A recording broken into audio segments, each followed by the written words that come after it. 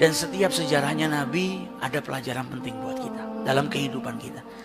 Kita mau baca sejarah Nabi mulai dari lahirnya, masa pertumbuhannya, masa pendidikannya, masa kerasulannya, masa hijrahnya, masa pemboikotan yang dilakukan oleh orang-orang kafir, masa hijrahnya sampai di Madinah, masa peperangan. Semua, setiap fragmen dari kehidupannya Rasulullah ada pelajaran penting, pelajaran yang berharga yang bisa kita ambil. Dan semuanya akan nambah kita cinta kepada Rasulullah SAW. Apalagi kita yang orang-orang lemah, kita ini lemah. Kita ini setiap dapat bencana baru sedikit sudah seakan-akan dunia kiamat. Ngeluhnya luar biasa. Padahal Nabi kita Rasul Sallallahu Alaihi Wasallam dari mulai kecil sudah diberi ujian oleh Allah Subhanahu Wa Taala. Ujian yang berat yang mungkin kita yang hadir di sini nggak pernah mengalami ujian yang pernah dialami sama Rasulullah waktu masih kecil, bukan sudah dewasa. Kalau ujian waktu beliau dewasa jadi seorang Rasul, ujian ketika beliau berdakwah lebih berat. Ujian di masa kecilnya Rasulullah mungkin tak seorang pun kita yang ada di sini ini pernah mengalami ujian berat sebagaimana yang dialami oleh Rasulullah SAW. Kenapa diuji oleh Allah? Dipersiapkan. Allah itu nggak nguji hambanya kecuali menambahkan kekuatan pada hambanya supaya hambanya jadi orang yang lebih berkualitas, jadi orang yang lebih kuat. Dan Nabi pun dididik oleh Allah Subhanahu Wa Taala dengan sebaik-baik pendidikan. Adabani Rabbi fa ahsana ta'dib. Sebaik-baik pendidikan yang Allah berikan kepada Rasulullah SAW. Bayangkan lahir ke muka bumi ini nggak punya ayah. Insya Allah kita yang di sini semua lahir pernah ngalamin punya ayah, pernah cium tangannya ayah, pernah manggil ayah kita dengan sebutan ayah.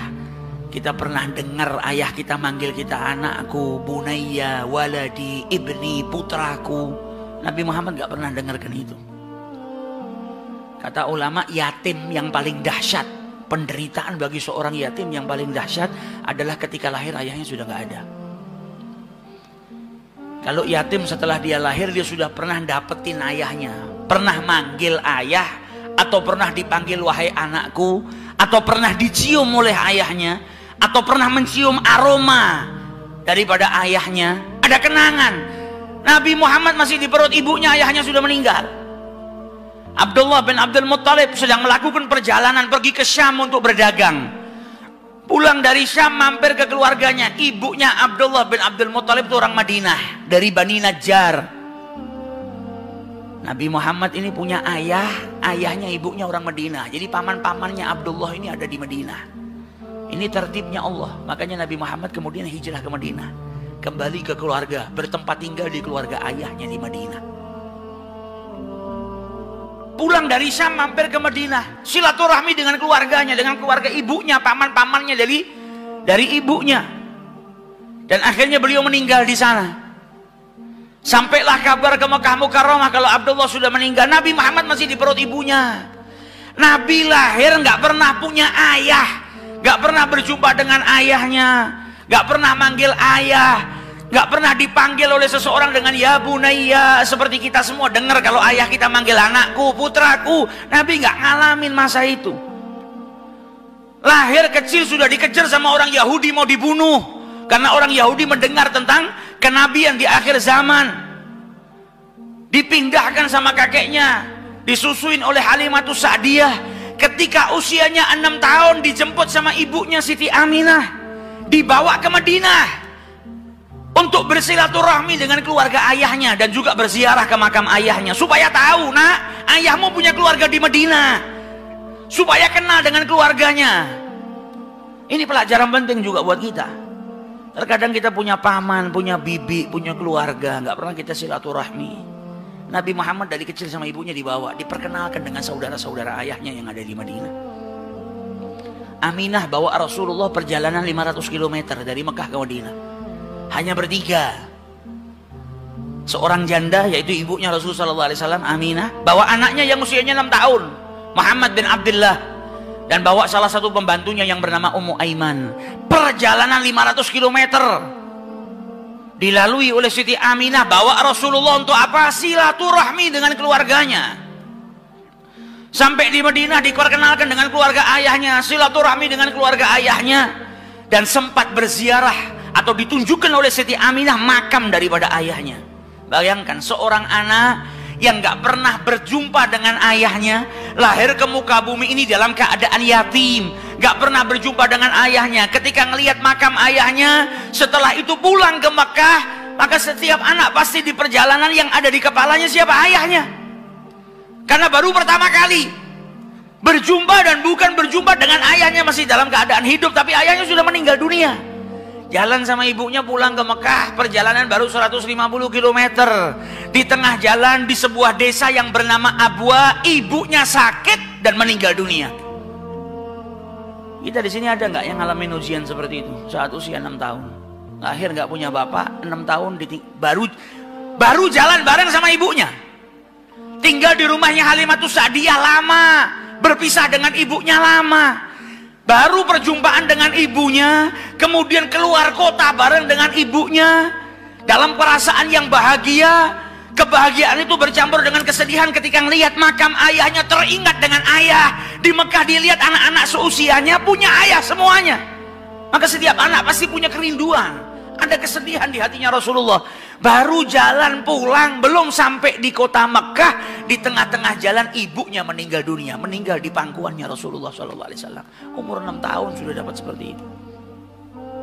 Kata Ummu Aiman, setiap aku gerakkan sebelum Aminah meninggal dunia, maka tangannya diangkat, dia mau memeluk putranya Muhammad SAW. Meninggal di pelukannya Rasulullah SAW. Dan ketika ibunya meninggal, Ummu Aiman ngelihat Rasulullah SAW sedih yang luar biasa. Beliau menangis karena di hari itu beliau berpisah dengan ibunya. Maka Ummu Aiman mengusap kepalanya Rasulullah sambil berkata, sabar wahai anakku, sabar, sabar. Didinginkan hatinya Rasulullah SAW. Maka Ummu Aiman berkata kepada Rasulullah, ya Muhammad, bantu aku untuk menggalikan kubur untuk ibumu. Anak usia 6 tahun, lahir gak ketemu dengan ayahnya. Saat itu dia berpisah dengan ibunya, dan dia harus menggalikan kubur untuk ibunya sendiri. Maka digali kubur tersebut oleh anak yang usianya masih 6 tahun. Kuburan ibunya sendiri, dia gali. Setelah digali, dimasukkan jenazah ibunya tercinta di situ. Setelah dimakamkan, kata Ummu Aiman, aku pegang tangan Muhammad dan aku ajak dia pulang ke Mekah. Maka ketika aku pegang tangannya, Muhammad berjalan sambil berkata, Ummi, Ummi, ibuku. Seakan mengatakan, jangan tinggalkan ibuku. Kita berangkat bersama, kenapa pulang harus berpisah? Anak usia 6 tahun. Sama Allah Subhanahu wa ta'ala telah diberikan ujian yang luar biasa. Ujian yang tak lain untuk menambah kekuatan bagi Nabi besar Muhammad SAW. Nabi ini pegang amanah yang gak sembarang amanah. Allah gak akan memberikan amanah kecuali kepada orang yang kuat. Dari kecil dididik sama Allah supaya apa? Supaya kuat. Al-i'dad minallah, dipersiapkan untuk mengemban amanah yang besar, untuk berdakwah dengan tantangan yang luar biasa. Dari kecil sudah dipersiapkan sama Allah Subhanahu wa ta'ala. Sampai di Mekah yang dituju bukan rumahnya Aminah.